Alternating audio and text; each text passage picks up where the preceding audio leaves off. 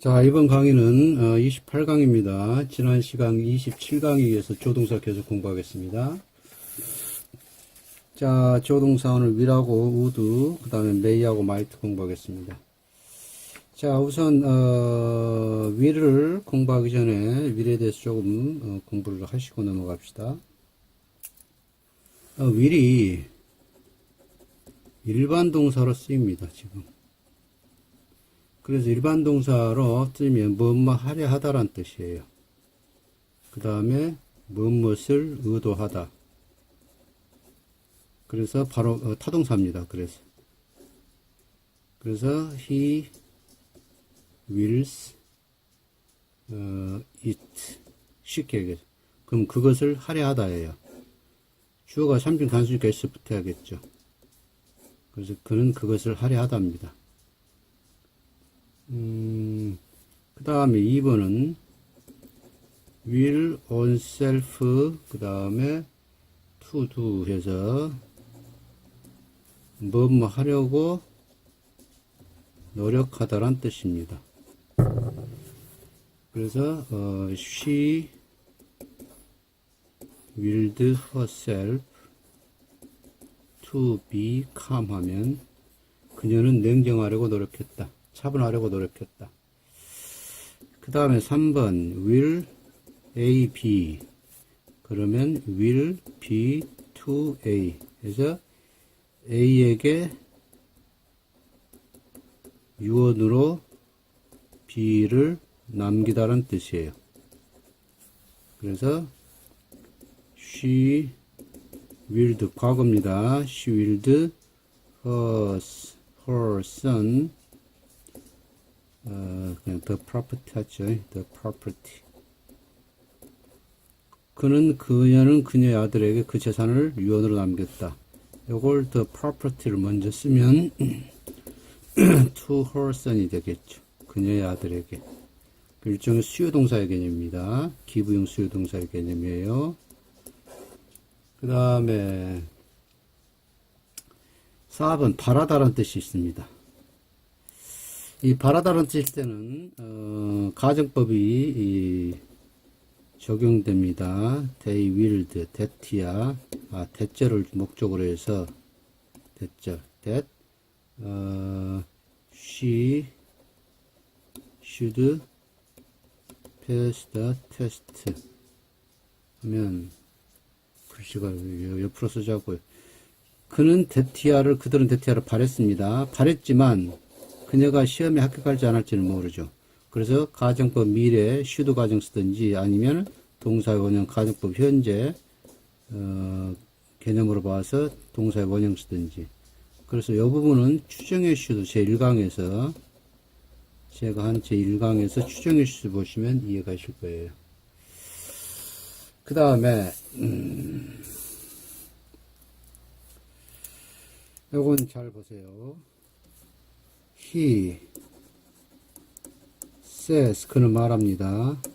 I will study hard. 나는 열심히 공부하겠다.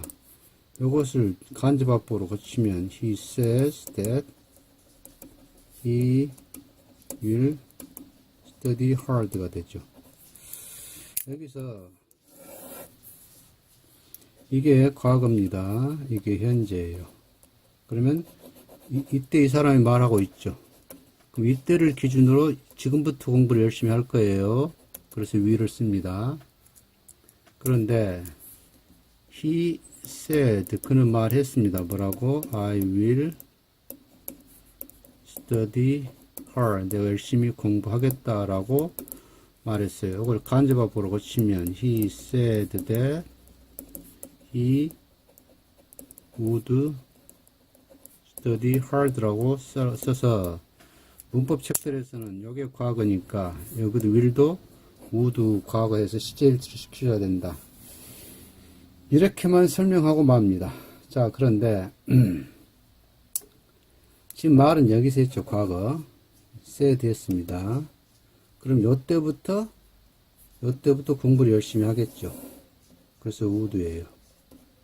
즉 will은 현재 미래입니다. 현재를 기준으로 한 미래예요. 근데 would는 과거를 기준으로 한 미래니까 would를 과거 미래라고 합니다. 그래서 이때부터 공부를 열심히 해야 되니까 will이 아니고 would가 돼야 돼요.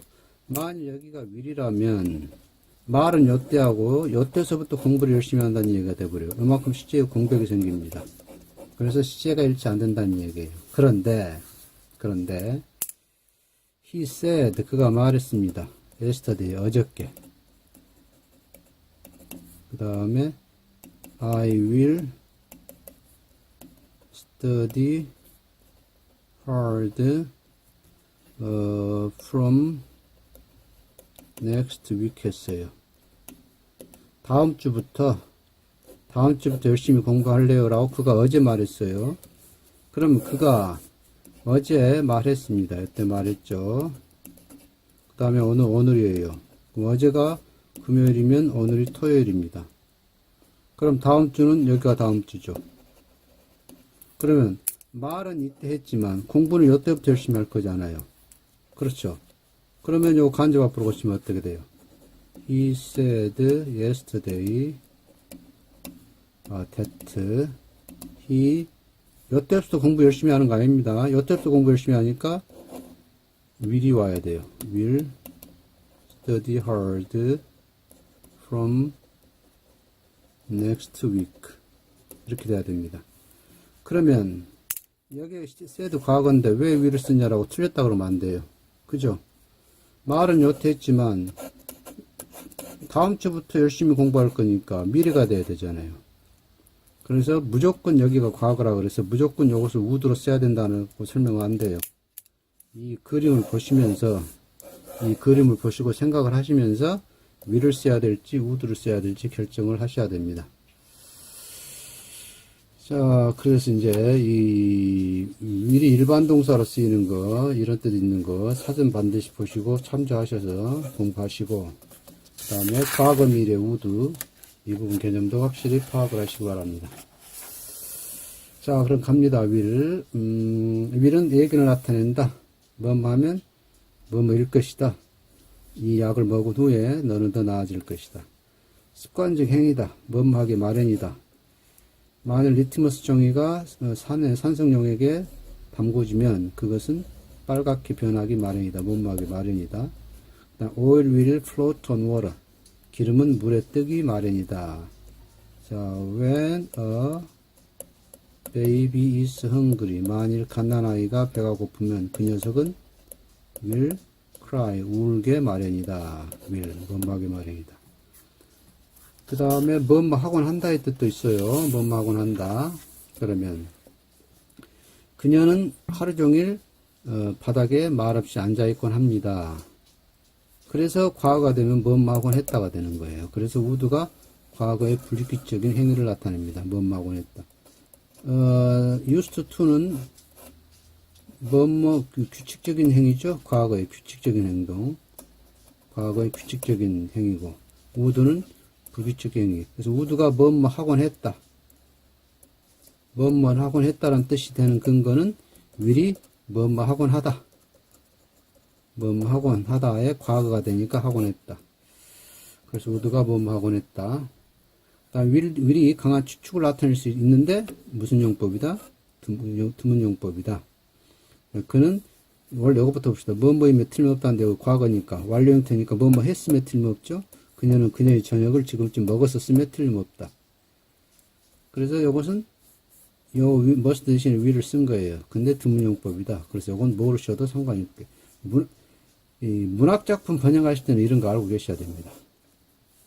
우리가 공식 문서나 뭐 학술 논문이나 그런 경우는 이 will을 강한 추측을 나타내지 잘 안 써요. 근데 이제 이야기를 좀 맛깔스럽게 풀어간다든지 또 아무튼 여러 경우에 문학작품에서는 원칙에서 어긋난 문법들을 가끔 쓰니까 알고 계셔야 되고, 의지를 나타낸다. will이 뭐뭐 하려 하다. 그래서 그건 의지밀이죠. 이제 자, 의지밀에 하면 개념 파악이 빨리 안 되실 텐데, it will rain tomorrow. 내일 비가 올 것이다. 이렇게 하면 내일 비가 안 오고는 누구하고 의지하고는 상관이 없죠. 그래서 이건 단순밀이라고 그러죠. 단순밀에 의지하고는 상관이 없는 것. 이건 동작주의 의지가 또는 주어의 의지가 내포되어 있는 거. 내가 쓰겠다. 나의 의지죠. 가능한 한 빨리. 지배인이 말했죠. 그가 점심 먹고 나에게 전화할 거라고. 지배인의 의지입니다. 그 다음에 미리 자발성이다. 뭐 어차피 의지 미래를 보셔도 돼요. 니 나 좀 도와줄래? 그 다음 내가 그걸 할게. willingness, 기꺼이 한다는 얘기입니다. 그 다음에 will이 고집도 나타내죠. 뭐 하려고 하다. 보통 부정문에서 많이 씁니다. 뭐 하려 하지 않는다. The door will not open. 문이 열리려 하지 않는다. 그 다음에 또 will 대신, will이 또 can 대신 사용되기도 합니다. 저 차 좋네. That's a fine car. How fast will it go? 얼마나 빨리 달릴 수 있지? 라는 뜻이에요. 얼마나 빨리 달릴까? 얼마나 빨리 달릴 수 있을까? 억양이 서울말로 나오겠지. 저도 어서 그래요. 자, the new grandstand will hold 10,000 spectators. 근데 저 영어는 사투리 안 씁니다. 저 영어 억양도 사투리 쪽 아니에요. 그 새로 생긴 관람석은, 10,000명을 수용할 것이다가 아니고 수용할 수 있다라는 뜻입니다, 여기서. 그 다음에 조심하실 거. 위를 주하고 붙여서 이렇게 축약하고, 우드도 주하고 붙여서 축약에 쓸 수가 있죠. 근데 shall과 should는 절대 축약형으로 쓸 수 없습니다. 그래서 you will feel better면 요 will은 WLL은 LL은 WL will로 보셔야 돼요. 요걸 shall로 보시면 절대 안 됩니다. 그래서 you will feel better after this medicine 하고 you shall feel better after 요 문장은 의미가 달라요. 너는 이 약을 먹은 후에 분명히 더 나아질 거야. 나아질 게 틀림없어라는 뜻이고, 요건 나아질 거야 라는 뜻이고, 또 나아져야 해 라는 뜻이고. 그래서 요것은 의미 차이가 있습니다. 그 다음에 you should를 이렇게 you do라고 이렇게 축약해서 쓸 수 없습니다. 그래서 너는 여기서 그녀를 만났었어야 했는데 라는 뜻이네요. 만났었어야 했는데. 그래서 should하고 shall은 주하고 붙여서 축약을 못 시킵니다. 자, 그걸 이제 will은 대충 다 이해를 하셨을 것이고, 다음에 이제 may하고 might로 갑시다. may하고 might. might를 우선 보실까요? might가 명사로도 쓰이죠. might가 명사로 쓰입니다. 무슨 뜻입니까? 힘, 또는 강인함. 그 다음에 또 효력이라는 뜻까지 있습니다. might. 반드시 사전부 찾아서 확인하세요. 그래서 military might 하면 군사력이죠. 그 다음에 by might 하면 완력으로, 힘써서, 힘으로, 완력으로. 그럼 이것이 명사니까 형용사 파생되겠죠. might입니다. 강력한, 거대한. 물론 강한이니까 강력한 뜻이 있는 것이고, 거대한 뜻이 있다는 거 아세요. mighty. 그 다음에 상당한의 뜻도 있습니다. mighty가 상당한. 그래서 might 히트면 히트는 성공이라는 뜻이에요. 그래서 큰 성공이다. 상당히 큰 성공이라는 뜻입니다. 그래서 might하고 mighty 명사형사형 사전 보시고 공부하시고. 자, may는 인식론적 가능성이다. epistemic possibility를 나타낸다. 말이 어렵죠? 그냥 그것은 가벼운 추측하십시오. 그냥 가벼운 추측을 나타낸다. 뭐일지도 모른다. 네가 오를지도 모른다. 네가 옳다는 것이 가능할지도 모른다. 그 다음에 네가 옳은 것일지도 모른다. 그 다음에 아마도 가능하게도 네가 옳을 거야. 여기서 보통 우리가 공부를 하면 maybe하고 perhaps하고 그 다음에 probably를 이 세 개 다 아마라고 또 어쩌면이라고 그냥 단순하게 이렇게 뜻 알고 계시죠? 그러지 마시고 지금부터는 구분하십시다. maybe는 10중 4, 5입니다. 10분의 4, 5. perhaps는 6, 7이에요. 10중 6, 7. 그 다음 probably는 10중 8, 9입니다. 그래서 요거 두 개는 그냥 아마도 어쩌면 해도 큰 상관이 없는데 10중 8, 9는 10중 8, 9라는 말은 무슨 뜻이에요? 거의 틀림없이란 뜻입니다. 그래서 다음에 probably가 나오면 아마도라고 해석하지 마시고 거의 틀림없이라고 해석을 하십시오. 자, 그 다음에 그래서 지금 여기서 may는 추측성이기 때문에 can에서의 possibility와는 다른 의미의 가능성을 띈다. can보다는 가능성이 좀 떨어진다는 얘기입니다. 쉽게 얘기해서 이것은 모르셔도 되는데 제가 그냥 써놨습니다. 근데 왜 그러냐? 인식론적 가능성이 있기 때문입니다. 인식론적. 그래서 인식론적 가능성이 아까 에피스테믹이라는 용어가 저는 에피스테믹이 더 쉽게 이해가 되는데 제 머릿속에서는 인식론 쪽보다는. 그래서 인식론적 가능성을 나타낸 점에서 메이보다는 마이트가 더 바람직합니다. 이것도 그냥 메이보다는 이렇게 가벼운 추측을 나타낼 때 메이보다는 마이트가 더 바람직하다고 알고 계시면 됩니다. 그냥. 그래서 불평이 좀 있을지도 몰라. 이거보다는 마이트를 써주는 게 더 낫다는 얘기예요.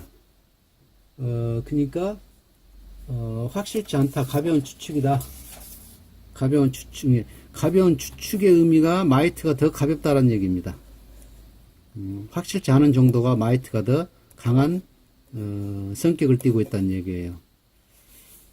그 다음에 이제 메이나 마이트를 캔의 용법으로 그냥 여기도 말이 복잡한데 이렇게 다 여기까지는 그냥 possibility와 같은 용법, 가능성을 갖는 용법으로 사용되는 경우가 있는데 그냥 캔 대신 사용하기도 하는데 라고 이해를 하십시다. 캔 대신 사용하기도 하는데 인포멀하다. 용법이 포멀하지 않다. 근데 인포멀한데도 불구하고 미국인들이 흔히 쓴다. 그런데 엄격한 문법을 적용하면 바람직하지 못하다. 그래서 격식을 차린 문장에서는 캔을 쓰지 캔 대신에 메이나 마이트를 쓰는 경우는 없다는 얘기입니다. 그래서 during the autumn, 가을 동안에 많은 희귀새들이 그 섬의 북부 바위 해안에서 관찰될 수 있을 거야. 이것은 캔 나오면 관찰될 수 있어고 메이는 관찰될 수 있을 걸, 아마 그런 의미입니다. 아마가 아니고. 그래서 캔하고 메이하고 썼을 때 그 감흥이 달라요. 감흥이 느껴지는 정도가. 그래서 문학작품 해석할 때는 메이를 썼냐 캔을 썼냐에 따라서 똑같이 해석하는 게 아니고 앞 뒷목에 따라서 방금 했듯이 메이가 하면 발견될 수 있을 걸 이런 뜻이고, 관찰될 수 있을 걸 있을 거야 하고, 캔은 관찰될 수 있어 라고 단정적으로 얘기하는 것이고, 메이는 약간 여운을 남기는 겁니다. 그런 차이가 있어요. 그 다음에 이제 메이가 허가를 나타낸다. 너는 네가 원한다면 내 자전거를 빌려가도 돼. 내가 허가를 해주면, 특히 화자 허가입니다. 말하는 사람이 내가 너한테 자전거 빌려가라고 허가를 하는 거예요. 그러면 You may borrow books from the library 하면 너는 그 도서관에서 책들을 빌려갈 수 있어. 제가 허가하는 거 아니잖아요. 도서관 관장이나 도서관 그 단체에서 허가를 해주는 거지. 그래서 이때는 메이가 별로 썩 좋지 않습니다. 그래서 you can이 돼야 돼요. 네가 빌려갈 수 있는 가능성이 있다. 여기다 메일을 써버리면 내가 너한테 허락한다니까. 내가 도서관 관장한테 전화해 놓을게. 야, 네 가서 도서관 가서 네 책 빌려가려면 빌려가. 그럴 경우에는 you may 써도 됩니다. 근데 그렇지 않고 일반적인 경우에 우리가 보통 도서관 가면 책 빌릴 수 있어. 그런 의미라면 can 쓰셔야 돼요. 그래서 이제 그런 이런 이렇게 짜잘한 뉘앙스까지 우리가 시험용으로는 이렇게까지는 공부할 필요는 없는데, 이 번역할 때는 말이죠. 번역할 때는 메이가 쓰였냐, 캔이 쓰였냐에 따라서 번역의 그 맛깔스러움이랄까? 그게 아주 차이가 큽니다. 그래서 격의문화라는 게 있는데, 전번에 제가 말씀드린 것 같은데, 격의문화라고 있는데, 격의문화는 뭐냐면, A라는 언어를 B라는 언어로 번역했을 때 아무리 정확하게 번역을 해도 원문을 읽었을 때하고 번역본을 읽었을 때하고 느끼는 감흥의 정도가 차이가 있습니다. 그 감흥의 정도의 차이로 인한 문화가 격의문화예요. 그래서 번역 과정에서 이 격의문화의 폭을 얼마나 좁히느냐가 관건입니다. 번역가들한테는. 그래서 이것을 신경을 많이 써서 번역을 해야 합니다. 그러니까 저도 뭐 미드 같은 거 보면 그 자막 보면서 그 영어 그 대사 들으면서 보면 자막이 완전 오역이 되는 경우도 있고 참 웃기지 않는 경우도 많습니다. 이게 자, 공부는 그 친구 얘기 들어보니까 인터넷에서 그 영화 미드 같은 거 번역 잘못해갖고 오역해놓으면 인터넷에 학생들이 막 난리를 친다 그러더만, 번역, 오역했다고. 오역도 많고, 번역도 마찬가지예요, 번역도. 특히나 문학작품 번역할 때, 그 저자가 어떤 의도로 그런 단어를 썼는가를 간파하면, 오역이 안 될 뿐만 아니라, 번역이 훨씬 맛깔스러워집니다. 그래서 이제 이 유튜브를 시청하시는 분들은 이제 뭐 번역까지는 안 하시고 이제 시험 공부하시는 분들이라 제가 너무 깊이 들어가는데, 그렇지만 이런 것도 이해를 해 두시면 뭐 손해볼 거 없지 않습니까? You may leave when 내가 허락한다 그 말이야. 네가 원하면 지금 떠나. 너 지금 떠날 수 있어. 내가 허락한다 그 말입니다. 내가 프로미트 한다. 네가 허가 받는다라는 얘기예요. 그 다음에 이것도 또 주의하실 건데, 이 may well swell might에서라고 헤르베라고 똑같지 않습니다. 뭐뭐 하는 편이 더 좋다는 뜻인데 어감상으로는 달라요. 여기 나오네요. might as well은 충고라기보다는 약간 주저하거나 자신이 없거나, 충고는 충고인데 자신 없는 충고라고 생각하세요. 그리고 비꼬는 말투입니다. 지금 여문장에서 yes, you, 루프가 나와요. 루프가 나와요. 그러면 지금 여기는 요 yes는 동급비교에서 요거고 요거는 요겁니다. 그래서 우리 동등비교에서 요 yes는 뭐뭐만큼이죠. 그 다음에 요 yes는 그만큼 또는 그 정도. 그러면 너는 내가 큰 만큼 그 정도로 크다 이렇게 됐죠. 그래서 yes에서 뜻을 이렇게 그 정도 그만큼을 다 알고 계셔야 된다 그랬죠. 그럼 네가 좀 더 나은 다른 곳에서 좀 더 나은 장소를 찾는 것만큼 여기에 오늘 밤 여기에 머무르는 것이 그만큼 더 좋다는 얘기, 그만큼 그 정도 좋다는 얘기입니다. 그러니까 다른 데 가서 찾아도 되는데 여기 머물러도 된다 그 말이에요. 그러니까 엄격한 의미에서 다른 데 가서 묵을 곳을 찾는 것보다는 여기에 머무르는 게 더 나아가 아니고, 이것도 좋고 이것도 좋은데 이거 해라 하지만 자신은 없다. 그래서 약간 주저하는 충고라는 얘기입니다. 그 다음에 또 비꼬는 말투를 대입을 하면, 이 너라는 사람이 오늘 밤 숙소에서 이제 뭐 모텔 같은 데서 하룻밤 자야 되는데 엄청 까탈을 부린다 그 말이에요. 이 새끼 아무데나 자면 되는지 뭔 여기저기 그거 따졌었냐, 그럴 때 씁니다. 야, 다른 데나 여기나 똑같아 임마, 그냥 여기서 자. 그런 어감을 줍니다. 헤르베는 충고의 의미입니다. 그래서 헤드베르가 충고의 의미니까 자기보다 상사, 자기보다 나이가 더 있고 자기보다 높은 사람한테 헤르베르 쓰면 건방진 말투가 돼버려요. 받아들인 입장에서 이 새끼 봐라, 나한테 충고를 해. 그러니까 헤드베르 쓸 때는 조심하셔야 됩니다. 적어도 우리 민족의 인간성이라 그래야 돼. 아무튼 그런 관점에서 보면 그래요. 미국 사람은 그걸 못 느낄 수도 있지만, 이런 경우가 있습니다. 이 외국인 회사에 근무하는 한국 직원들도 위아래가 있겠죠. 그럼 부하 직원이 자기 상사한테, 이렇게 과장이나 차장이 부장한테, 부장님 뭐뭐 하는 게 헤르베르 하겠어요 라고 하면, 부장은 우리나라 사람들은 좀 영어를 좀 하시는 분은 기분 나쁠 거예요. 이제 근데 미국 사람도 외국 사람도 헤르베르 하면 기분이 썩 좋지는 않습니다. 안 합니다. 이 사람이 나보다 아랫사람인데 나한테 였다고 그래 이야기네, 그렇게 생각할 수도 있어요. 그래서 헤르베르 쓰실 때는 윗사람한테는 조심해서 쓰시기 바랍니다. 그 다음에 이것도 마찬가지입니다. You might as well tell the truth as you가 지금 생략이 되어 있는 겁니다. 네가 계속 거짓말 하는 것은 하는 만큼 그 정도로 좋다. 뭐가? 진실을 말하는 것이. 그러니까 거짓말 하지 말고 임마 사실대로 말해, 그런 뜻이에요.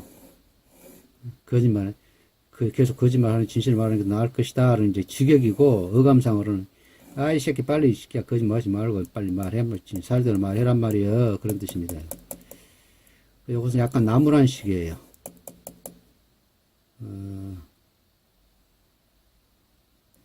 그래서 헤드베트하고 메이에셀은 이런 약간 뉘앙스가 있다는, 그 뉘앙스의 차이가 있다는 거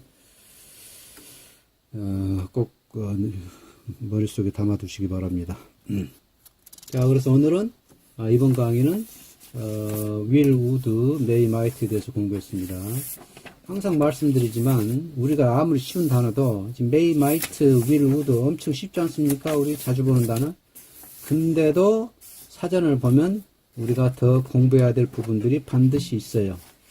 그래서 제발 부탁드리건데 영어 공부를 제대로 하실 생각이시면 그 전자사전, 인터넷 사전 슬쩍슬쩍 보지 마시고 반드시 종이사전 두꺼운 거 그걸 갖고 단어 하나라도 반드시 꼼꼼히 읽고 생각하시면서 단어 아무 생각 없이 읽지 마시고 이 단어가 무슨 뜻이 있구나, 왜 이런 뜻이 있을까, 왜 1번에서는 A란 뜻인데 저기 3번 가니까 느닷없이 F란 뜻이 나올까, 그러면 A하고 F가 무슨 연관성이 있을까 라고 확인을 하시면서 공부를 하셔야 될 겁니다.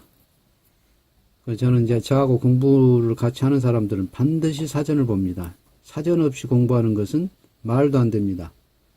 사전 없는 영어 공부는 다시 말씀드리지만 아무것도 없는 찐빵이고 고무줄 없는 빤스입니다.